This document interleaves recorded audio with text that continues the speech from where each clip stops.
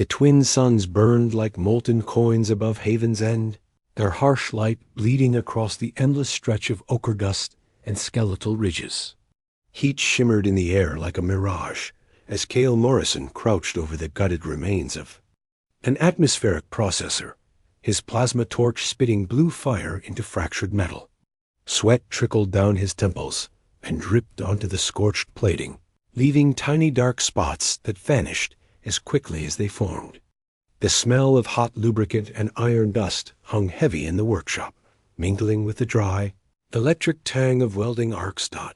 He wiped his brow with a grease-stained rag and muttered under his breath, "If this piece of junk dies again, I'll toss it into the canyon myself."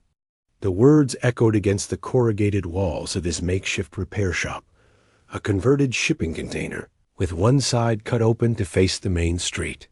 Not that there was much of a street in Haven's End, just a stretch of cracked ferrocrete, lined with prefabs and rusting bulkheads. The kind of place the galaxy forgot existed. Cale liked it that way.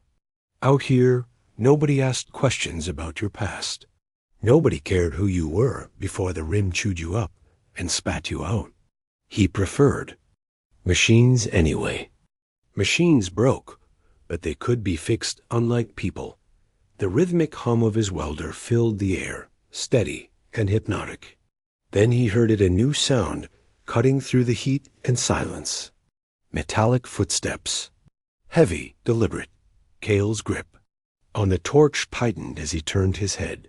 Through the heat shimmer of the street, a figure approached, tall and imposing, its silhouette bending the sunlight into sharp, alien angles.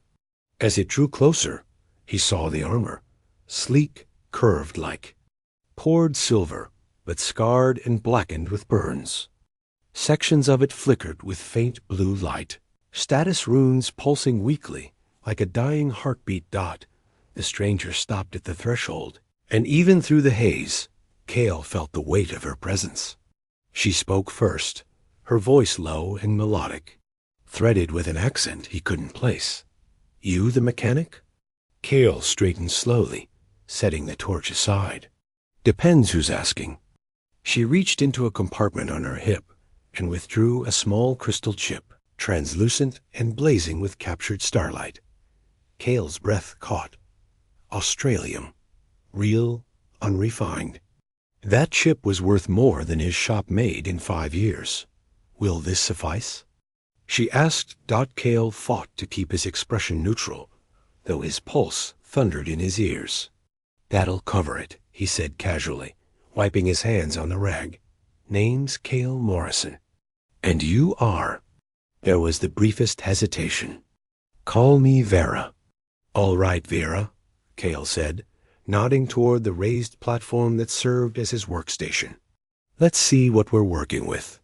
As she stepped forward, light slid over the curves of her armor, revealing burn marks from energy weapons, microfractures spider webbing across the chest plate, and an exposed conduit sparking intermittently.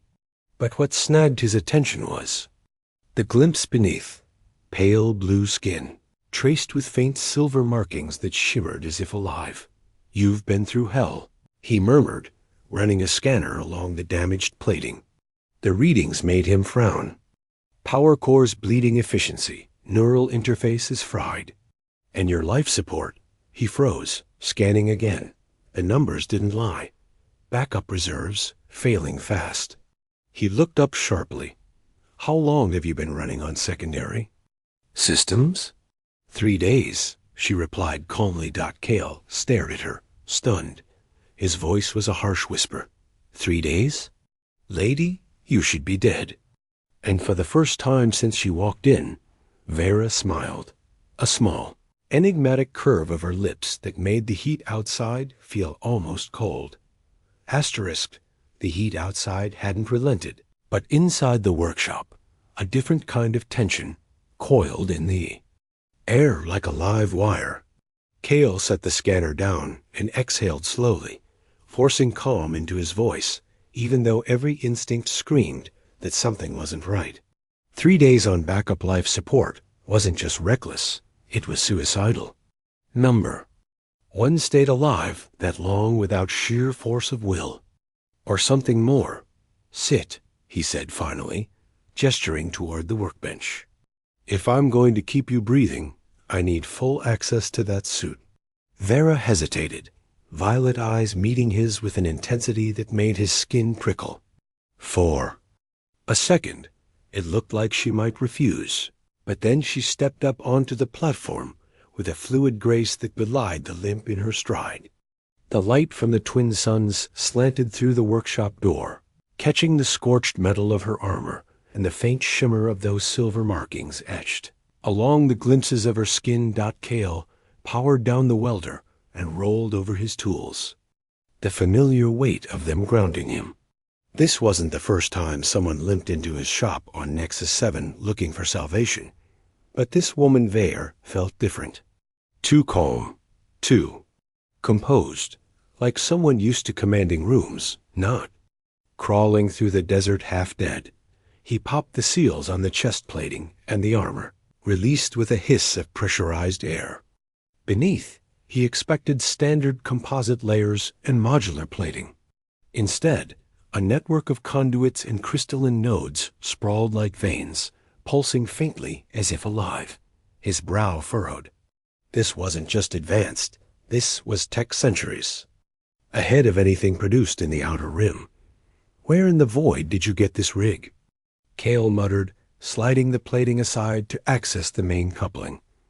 Vera didn't answer immediately. Her gaze drifted past him, out the workshop doors toward the dusty horizon, as if measuring her words. It's old, she said finally. Older than this world, older than you can imagine. Yeah, well, it's broken, Cale said, trying to sound casual even as his pulse spiked. He thumbed the diagnostic display and cursed under his breath. Power matrix is cracked. Environmental. Regulators fried. And these neural conduits, hell, lady, these aren't just broken. They're burnt. You've been running on ghost current for days. I noticed, Vera said softly, her voice carrying a faint note of amusement, despite her condition. Cale shot her a look. You think this is funny? One more day, and you'd have been a corpse baking in the dunes. Her smile was faint, unreadable. I've survived worse. Something about the way she said it, the calm certainty, the weight in those 3 words made Cale pause. He wanted to ask what could be worse than dying alone in a suit running on fumes, but years on the rim had taught him better than to pry. Everyone out here was running from something. Some ghosts were better left sleeping. Instead, he focused on what he knew best, fixing things. His hands moved with precision, disconnecting the compromised power couplings, pulling charred fibers from the neural harness. Each piece told a story: energy burns from heavy plasma, stress fractures from kinetic impacts, corrosion from exposure to something caustic. Whoever Vera was, she'd been through a war zone. You're good at this, she said quietly, breaking the silence. 20 years of patching up junkers and colony rigs, Cale replied without looking up. Started with my dad on the horizon before. His voice trailed off. He didn't finish that sentence anymore. Before what? He forced a shrug. Before things broke that I couldn't fix. There was a pause. When she spoke again, her tone had softened. I'm sorry. Cale didn't answer. The hum of his tools filled the space between them, steady and sharp. For a while, there was nothing but the rhythm of repair, the click of magnetic locks, the hiss of coolant lines.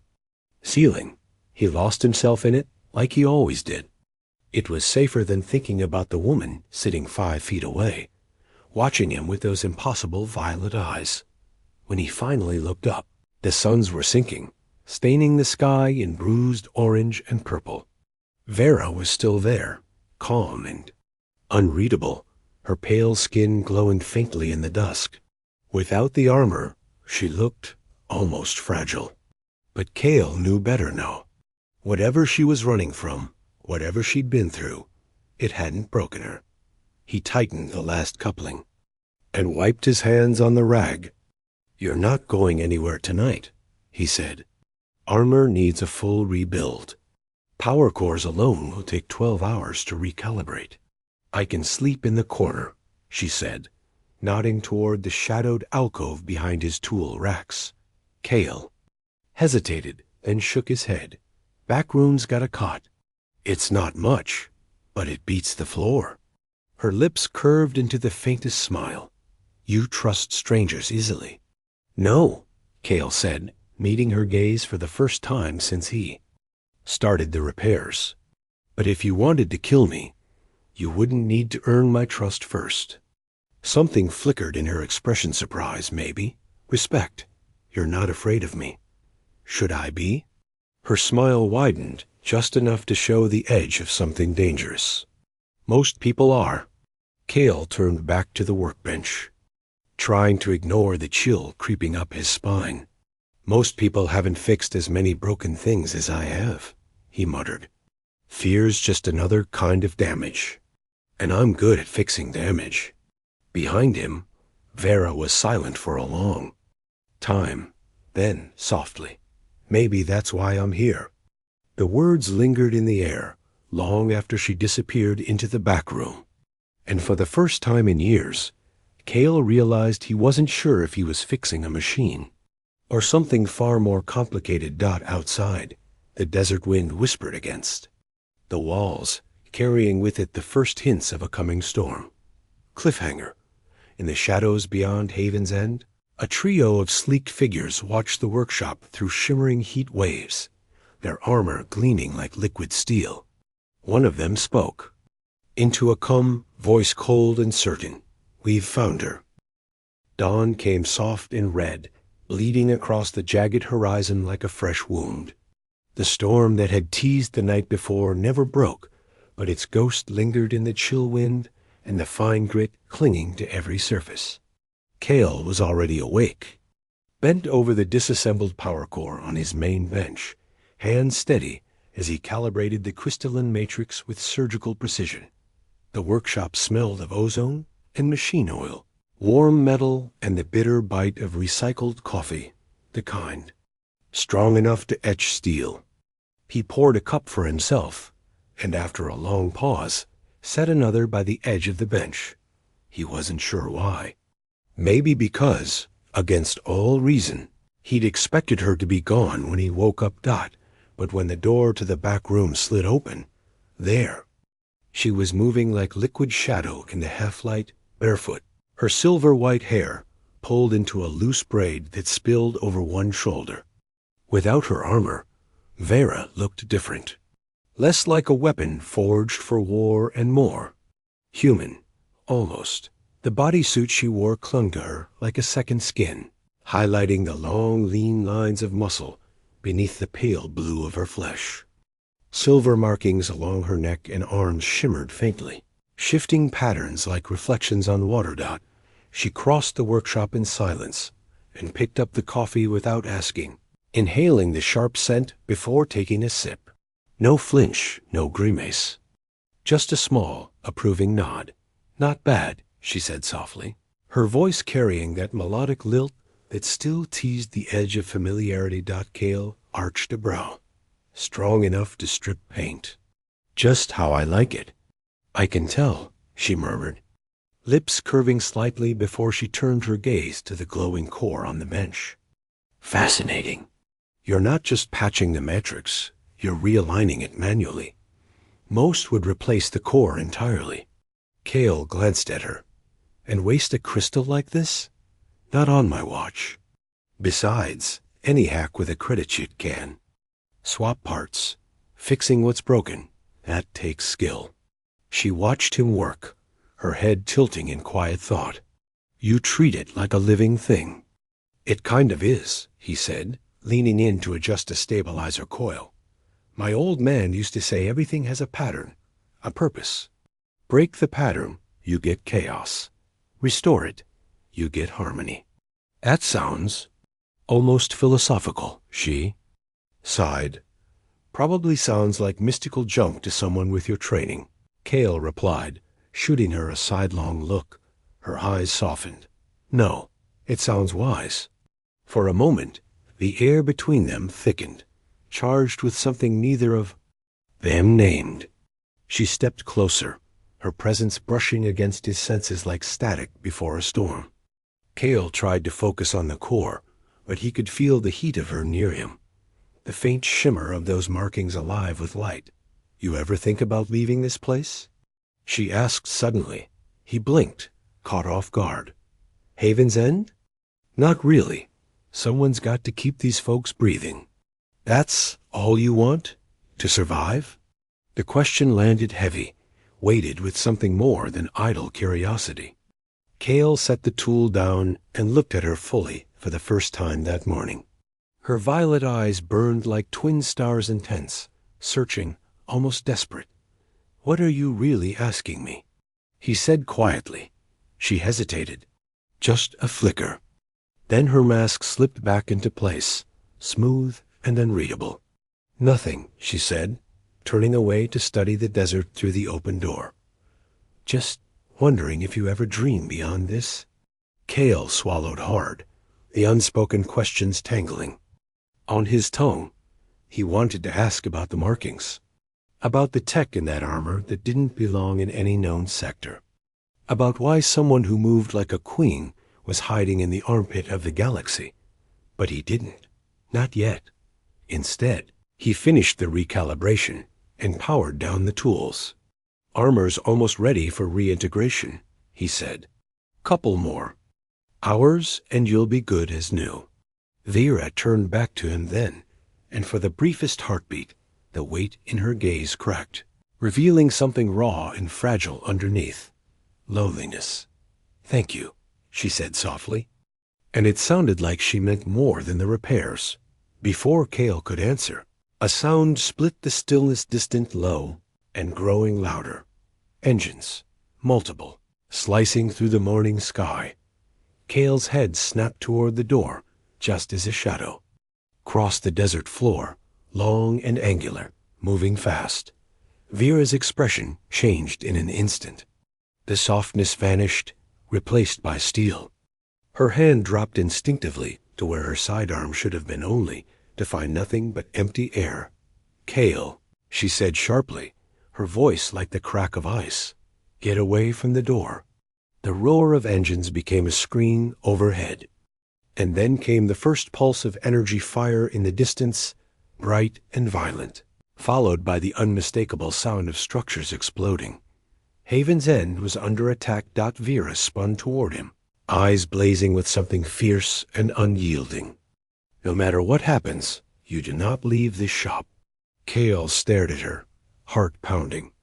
What the hell is going on? Her answer was a single word, heavy with dread and authority both. War. And from the sky above, black specks began to fall like the promise of ruin. The roar of engines faded into the distance, leaving behind a brittle silence that hummed with tension. Cale stood frozen in the open doorway, staring at the horizon where black specks now cut across the bleeding sky, their contrails like scars slashed into the dawn. "They're coming here," Mara said, her voice flat and certain. No hesitation, no doubt, just a soldier's grim acceptance of what followed. Cale turned to her, his throat dry. "Who the hell are you?" Her eyes flicked to him, violet, sharp, burning with something he couldn't name. And for a fraction of a second, he saw something raw beneath that hardened exterior. Not fear, but inevitability.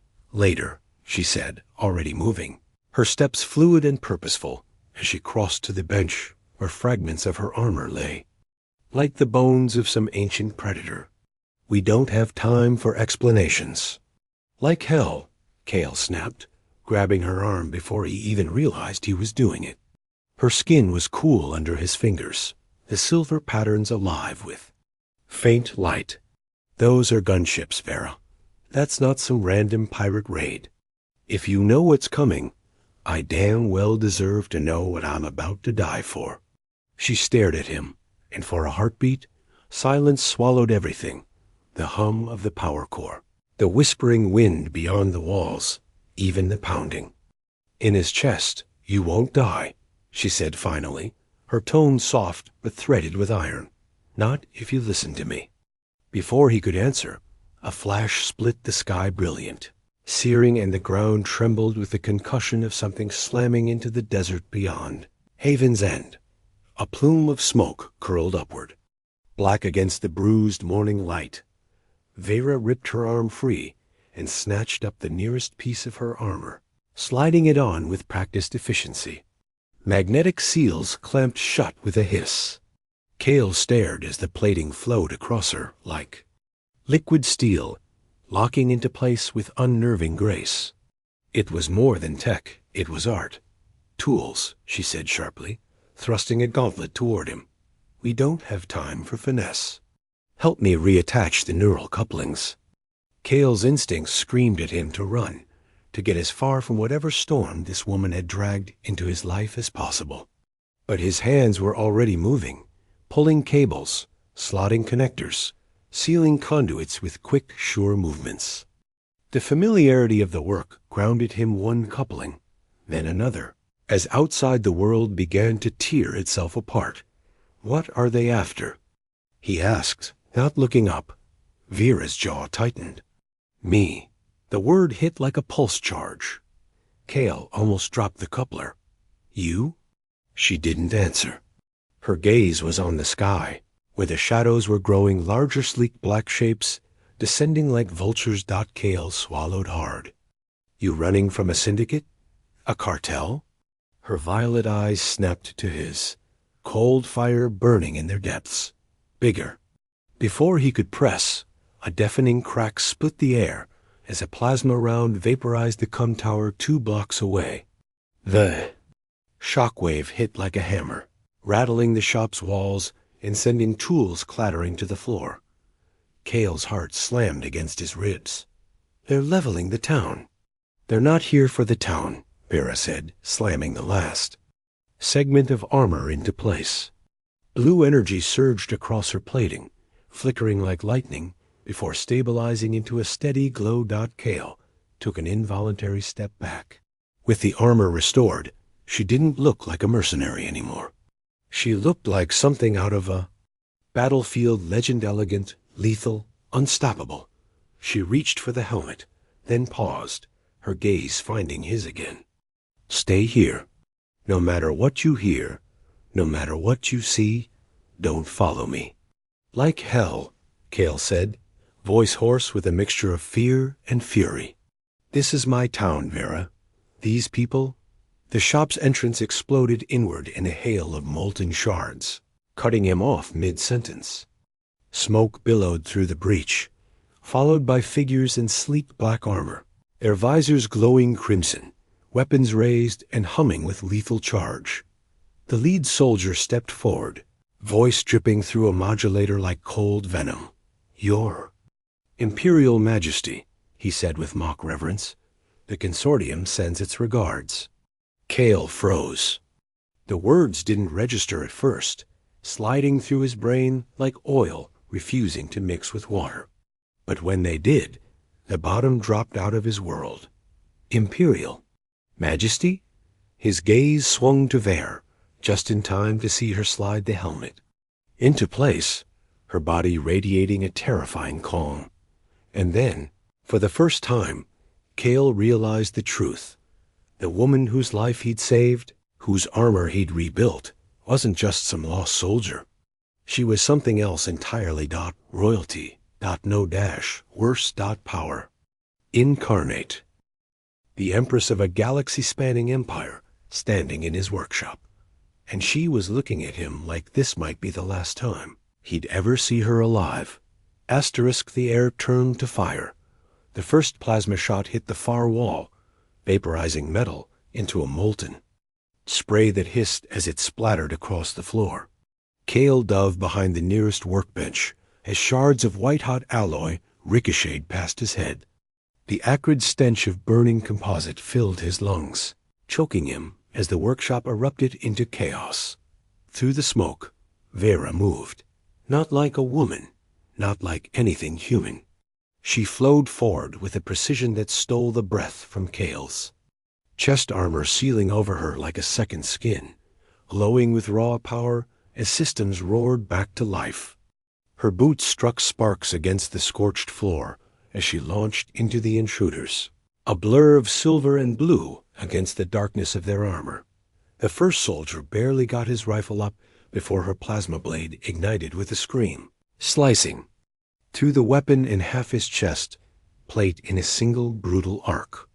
Sparks and blood sprayed the wall. The smell of scorched flesh rolled through the room. Cale pressed himself tighter behind the bench, heart pounding like a sledgehammer in his ribs. Imperial Majesty. The words echoed in his skull like a curse. His hands trembled as he tried to piece it together, but nothing made sense, nothing except the truth he didn't want to face. Vera wasn't a merc, wasn't a drifter, wasn't anyone he could have imagined sharing coffee with in the quiet of dawn. She was an empress. A figure, lunged past his cover, weapon sweeping for a shot. Cale acted without thinking, snatching a plasma wrench from the bench and hurling it with every ounce of strength in his arms. The tool smashed into the soldier's visor with a crack that echoed through the shop. A man staggered, eyeing Vera. The half-second she needed to whirl and drive her blade clean through his spine. Her helmet snapped toward Cale. For an instant, those violet eyes burned behind the shattered visor, and he saw the truth there, fury and fear and something perilously close to despair. I told you to stay down. Her voice crackled through the suit's modulator, sharp enough to cut steel. Yeah? Cale snarled back, ducking as another burst of plasma tore through the workbench and lit his sleeve on fire. Not really good at taking orders. Vera spun, both hands gripping her blade as she deflected a storm of incoming fire. Energy bolts screamed through the smoke, slamming into the walls and ceiling, showering them in sparks. The soldiers moved like predators, black armor gleaming, rifles, blazing crimson arcs. But Vera was fast to reach strike a killing blow. Each movement flowing like liquid death dot, it was over in less than a minute. When the last body hit the floor, the silence felt heavier than the smoke curling through the workshop. The stench of ozone and blood clung to the air, mixing with the metallic tongue of molten slag. Cale rose slowly from behind the bench, ears ringing, hands shaking. Vera stood in the center of the carnage, her armor spattered with blood, her blade dripping with molten residue. She pulled off her helmet and tossed it aside, silver hair spilling free like liquid light. Her face was flushed, her eyes blazing with something wild and broken all at once. You need to leave? She said, voice raw. Now? Cale stared at her, his pulse roaring in his ears. Leave? Are you out of your mind?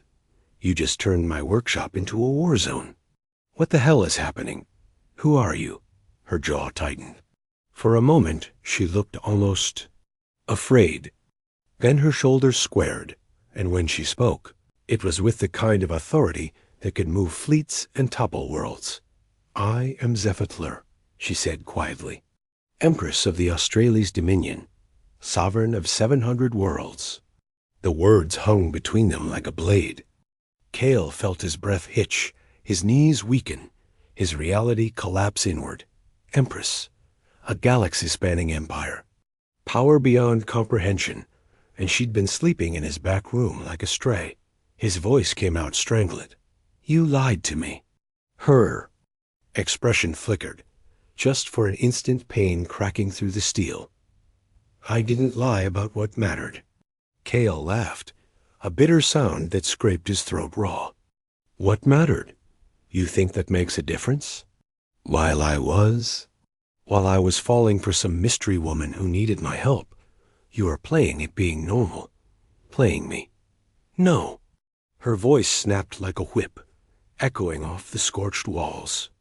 She stepped toward him, eyes burning with something that wasn't anger, it was desperation. Nothing about this was a game. You think I wanted this? To drag you into this hell? I never wanted you hurt, Cale. He shook his head, words choking. Him. I don't even know what's real with you. Her lips trembled, just slightly. This, she whispered, this is real. A sudden whine cut through the air high-pitched, rising fast. Vera stiffened, eyes flicking toward the door. More are coming, she said. Dozens. I called for backup before they jammed cones. My fleet will be here soon. Kale blinked at her, numb. Fleet? What fleet? The one that will turn this dust rock into glass if I don't end this now. She slammed the helmet back onto. Her head, her voice flattening into command. Stay here. No matter what happens, do not follow me. And then she was gone, striding through the shattered doorway into the burning dawn, silver armor blazing like a fallen star. Kale stood frozen, heart tearing itself in two as smoke rolled into the shop and distant gunfire split the sky. He had kissed her, held her, wanted her dot, and now he wasn't sure if he'd ever see her again. Asterisk 6 months later, the suns over Nexus 7 burned the same molten gold. But everything else had changed. Haven's End had scars now blackened craters where plasma.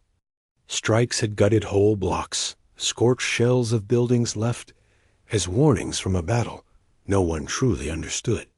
People whispered about that day, about the fleet that appeared in the upper atmosphere like an iron crown before vanishing as suddenly as it came. They whispered about the woman Kale had taken in a stranger who brought war in her shadow, and about the mechanic who had watched her walk out into the fire and never seen her again. Kale rebuilt what he could, repaired the broken grids, patched hull plating, replaced shattered air processors. His shop gleamed with new tools and upgraded fabricators, courtesy of a compensation fund that somehow appeared in his account weeks after the smoke cleared. He didn't ask questions because he already knew who it came from. He buried himself in work to keep from thinking about her, the woman who wasn't Vera, who never really was. Zepha Tlar, Empress of 700 worlds, sovereign of the Australia's dominion. And still, in his mind, the woman who had made coffee strong enough to strip paint and smiled when he told bad jokes. Every night, he'd stared at the door, half hoping, half dreading she'd walk through it again. But she never did. Until tonight. The door slid open with a hiss, just as the sun sank into bruised dusk. Kale looked up from the workbench, breath catching like a fist in his chest. She was there. No armor this time. No glowing status lights or helmet hiding her face. Just a figure in simple travel clothes, shadows pulling around her like secrets. Her silver-white hair was braided tight, but tendrils had slipped loose to frame her face, softening features that once ruled entire fleets. The silver markings along her skin glimmered faintly in the dim light, alive as ever. Hello, Kale. Her voice was quieter than he remembered, stripped of command. His tools clattered to the floor. Vera, he said before he could stop himself. The name sounded small now, almost foolish, yet it still burned his tongue with longing. Then his voice hardened. Or should I say, Your Imperial Majesty? She flinched, just slightly, and for a heartbeat, he saw something break behind her eyes.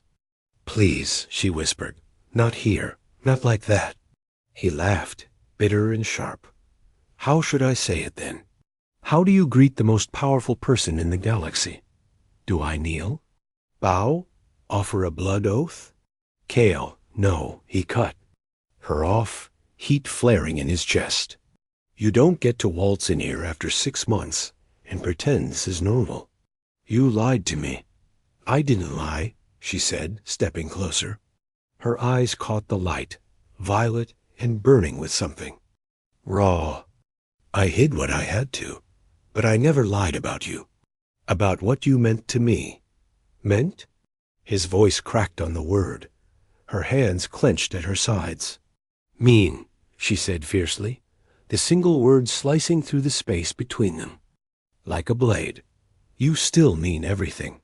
Kale stared at her, chest tight.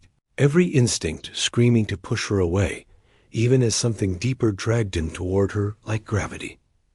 "Why are you here?" "Because I can't stop thinking about you." Her voice trembled now, the iron stripped away, leaving only the woman beneath the crown. "I thought I could bury it in duty, in war, but every time I close my eyes, I see you standing in this workshop, covered in grease, and looking at me like I wasn't a monster or a throne or a symbol, just a person." Cale swallowed hard. "And what? You came back for nostalgia?" "I came back," she said, her breath shaking, "because I need you." Silence crashed over the room. Outside, the wind whispered across the sand. Cale found his voice at last, rough and hollow. "Need me for what? To fix another broken thing? To play pet human in your palace?" She stepped forward, close enough for him to see the fine shimmer of moisture in her eyes. "No," she said softly, "to remind me why I'm fighting. To stop me from becoming the thing I fear most." Her voice dropped to a whisper. "I came back because I love you, Cale Morrison, and because if you say no, I'll leave and never return." The words hit like a plasma bolt, punching the air from his lungs. For a long, shattering moment, Cale just stared at her, at the woman who had turned his life upside down and then disappeared into the stars, at the woman who had carved herself into every sleepless night since. Finally, his voice broke through the storm inside him, low and raw. "And if I say yes?" "Then," Zephyr said, taking his calloused hands in hers, "you come with me, not as a subject, not as a servant, as something my empire has never seen before." She lifted her chin, violet eyes blazing with fierce hope. "As my equal, my consort, a man who reminds me what it means to be more than a crown." Cale's breath caught, the weight of her words slamming into him like a shockwave. He saw it all in an instant, the palace halls, the sea of stars, the impossible life stretching out before him. And then he saw her. Just her, the woman who had made strong coffee and whispered truths at midnight. The woman who had fought like a storm and kissed like a fire she couldn't contain. Slowly, he closed his fingers around hers. "You're insane," he whispered. Her lips curved into the smallest, most fragile smile he'd ever seen. "Probably. And I must be too," Cale said, pulling her closer until their foreheads touched, the air between them hot and trembling, "because I'm not letting you walk out that door again." Zephyr's breath hitched, a sound half sob, half laugh, and then his mouth was on hers, fierce and desperate and hungry for all the lost time between them. The universe outside could burn. For this moment, Cale didn't care. Asterisk, the kiss broke. Like a dam, leaving both of them breathless, their foreheads pressed together, as if anchoring themselves in a world that had gone mad. Zephyr's hands trembled against his jaw, her armorless body warm and real in a way that made the rest of the galaxy seem like a fever dream. Outside, the wind carried the faint hum of distant engines, a sound that didn't belong to Havens. And Cale pulled back just enough to see the shift in her eyes, that shadow of duty sliding back into place. "They'll come for me soon," she said, her voice softer now, but lined with steel. "My fleet is near orbit. The Senate will expect my return." "And if I say yes," Cale murmured, his voice still rough from the storm between them, "what does that look like? Do I just pack a bag and hop on your royal shuttle?" Her lips curved, but there was no humor in it, only vulnerability, wearing the thinnest armor. "If you say yes," she said carefully, "you won't just be leaving Haven's End. You'll be stepping into a world that eats men alive. Politics, power, struggles, the constant weight of expectation. It will never be simple again." "Nothing's ever simple," Cale said, his thumb brushing the edge of her silver marking. "But I've spent half my life fixing broken machines. Guess it's time to try something harder." Something in her broke then quietly, like a sound of glass under velvet. She let out a breath that shook in her chest and leaned into his touch, eyes closing for a fleeting second. When they opened again, the Empress was back, but so was the woman who had sat in his workshop drinking coffee at dawn. "You don't know what you're agreeing to," she whispered. "No," Cale admitted, his voice steady, "but I know who I'm agreeing to." Her answer was cut short by a deep, resonant hum that rolled across the desert like distant thunder. Cale turned instinctively toward the door, just as the sky lit up in streaks of silver and blue vessels, descending in perfect formation, engines glowing like fallen stars.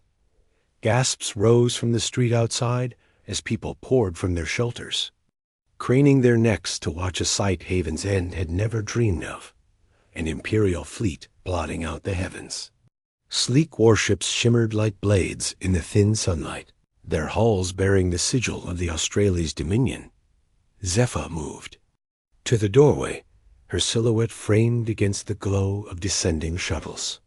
For a moment she looked every inch the sovereign, the calm center of a storm made of steel and fire. Then her hand found his again, fingers curling tight, grounding herself in the mechanic who refused to fear her. When the first shuttle touched down, its landing thrusters kicking up whirlwinds of dust, the entire settlement fell silent. The boarding ramp hissed open. Imperial guards in ceremonial armor marched forward, their weapons sheathed, but their bearing taut with expectation. At their center stood a man in crimson regalia. Officer Cale, Guest was the commander. "Your Imperial Majesty," the man said, dropping to one knee in the sand. His voice carried over the wind like the tolling of a bell. "The Senate awaits. The coronation rites are prepared. The fleet stands ready to escort you home." Zephyr nodded once, her expression unreadable. Then she stepped aside and gestured toward Cale. "Summon the court scribes," she commanded, her voice ringing like steel. "Inform them of a revision to the rites. The Empress does not return alone." The officer's head jerked up, his eyes widening in disbelief. "Majesty, this is Cale Morrison," Zephyr said before he could finish, her chin lifting with quiet defiance. "He is to be named my consort and sworn as chief civilian advisor to the imperial crown." And murmurs that rippled through. The soldiers were almost drowned by the wind, but Cale felt the weight of every stare burning into him. He swallowed hard, leaning toward her. "You could have warned me about the whole consort thing," he muttered under his breath. Zephyr's lips twitched. "Would you have run?" He considered that for a beat, then shook his head. "Not a chance." The commander recovered his composure, bowing low again. "As you command, Majesty." Zephyr turned back to Cale, her hand still gripping his like she'd never let go. "Last chance to change your mind," she said softly, so only he could hear. Cale looked past her, at the fleet glittering in the sky like a crown of stars, at the settlement that had been his whole world, now dwarfed by something far greater. Then he looked at her, the woman who had torn through every wall he'd built, who carried galaxies on her shoulders, and still found space for him in the hollow where loneliness had lived. He smiled, slow and certain. "Not a chance," he said. Again, her answering smile was brighter than any star above them. She stepped close, so close he could taste the promise on her breath, and kissed him there in front of soldiers, settlers, and a fleet big enough to rewrite history. A cheer rose from the crowd, ragged and stunned, but real, echoing through the scorched streets of Haven's End. When they broke apart, Zephyr rested her forehead against his. "Welcome to the fight," she murmured. "Guess I'm about to learn politics the hard way," Cale said with a grin. "But I'm still teaching you how to make real coffee." Her laugh rang out like music, light and unguarded, carrying across the desert to where the imperial banners snapped in the wind. Minutes later, the boarding ramp sealed, and the shuttle lifted into a sky blazing with fire and metal. Havens. N shrank to a smudge on the horizon as the stars opened like a map of infinite roads ahead. Kale sat beside her in the velvet hush of the cabin, their hands entwined as the black stretched out before them. He thought of the workshop, of the scent of oil and plasma welders, of the woman who had walked in and changed everything. And he thought of the words his father once told him, "Everything broken can be fixed if you know where to look." He glanced at Zephyr Empress Warrior, the woman who laughed like dawn, and realized the truth. Sometimes fixing what's broken meant starting with yourself. Sometimes it meant choosing someone who saw you when the rest of the galaxy never would dot, as the shuttle streaked toward the flagship and the stars burned bright beyond the viewport. Kale squeezed her hand and whispered the only promise that mattered. "I'm not letting go." And this time, neither was she. The end. Asterisk.